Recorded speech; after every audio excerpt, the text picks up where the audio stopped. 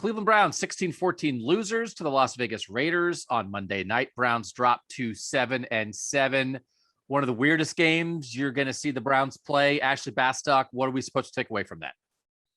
That it was as gutting as it looked like on TV or in the stadium if you were here. I mean, Mike Prefer talked after the game, obviously stepping in for Kevin Stefanski since Coach Stefanski couldn't actually coach this game with COVID, talked about how he hadn't seen the locker room with that much hurt in it. And you heard pretty much the same thing from guys. Nick Chubb agreed with that statement.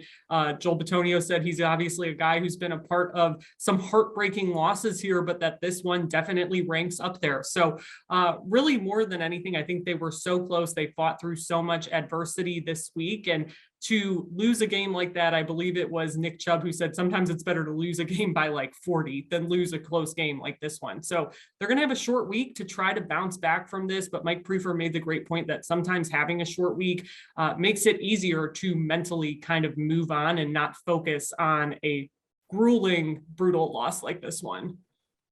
Mary Kay, what are you thinking after this one?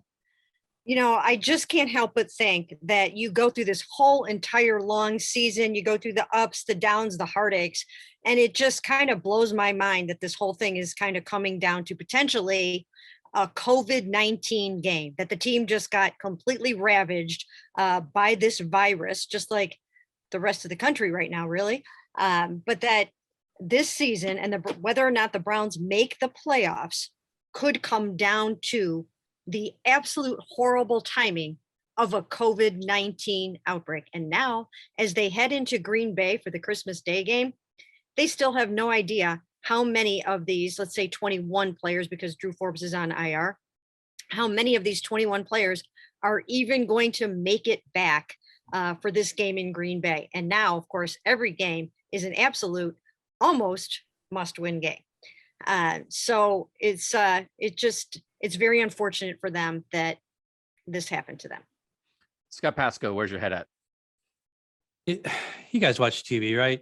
Watch serialized TV, those shows you got to watch every week.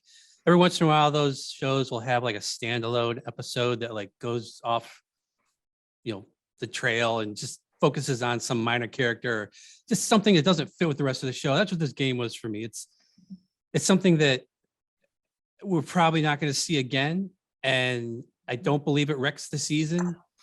I mean, this team has had so little margin for error all year. I don't think this really changes that. I think they're still in a place where they can win the division because of all the division games that are going to happen over the next 3 weeks. So this game happened. It was almost the legend of Nick Mullins game, but it wasn't.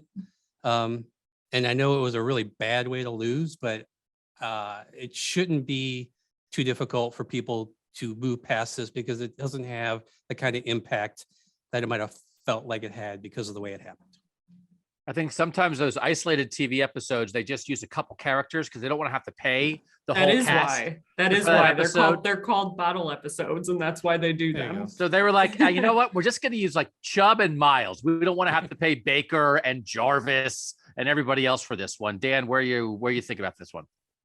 The interesting thing about this division now is it might come down to which team can beat the team they aren't supposed to. So like, can the Browns beat the Packers? Can the Ravens beat the Bengals beat the Chiefs? I think the Chiefs play the Steelers too. Can one of these teams win a game they aren't supposed to? But to me, I think for all the adversity and how hard this team fought, it still kind of sticks with me that you had the ball with Nick Chubb and you couldn't run out the clock, and you had your defense on the field and you couldn't stop the Raiders when you had to, unlike what happened last week when you stopped the Ravens. And I think that's probably the most disappointing thing here is you battled so hard for 58 minutes. And then those last 2 minutes, you kind of had ideal circumstances to do what you needed to do to finish the game. And it didn't happen. And so I think that's one of those things that, not to take away from the effort and how hard they fought, I think that sticks with you, especially if this game ends up costing them the playoffs. We're looking at a Ravens team that has lost 2 games this year because they went for 2 at the end of games and didn't make either 2-point play. I think that Browns 3rd and 3 is a lot like a 2-point play, right? If they get that first down there on that handoff to Nick Chubb, they run out the clock. It was sort of a do or die play. And that was their 2-point play. That was their game winning play. And I'm going to have a lot more to say about that play on the actual Orange and Brown Talk podcast. But I think, Dan, you're right that for all that stuff, they were positioned on both sides of the ball, not full strength, but with some dudes, right? With some of their core guys in a position to do something, and they couldn't get over the top. It didn't necessarily come down to Nick Mullins. It didn't come down to MJ Stewart. It came down to some of their core guys. And in that moment, they didn't get it done. We'll talk more about this on the Orange and Brown Talk podcast. Make sure you're reading cleveland.com/Browns for everything you could possibly want about this Browns loss. For Dan Labbe, Scott Patsko, Ashley Bastock, and Mary Kay Cabot, I'm Doug Lesmerises. Thanks for watching this on our Orange and Brown Talk YouTube channel.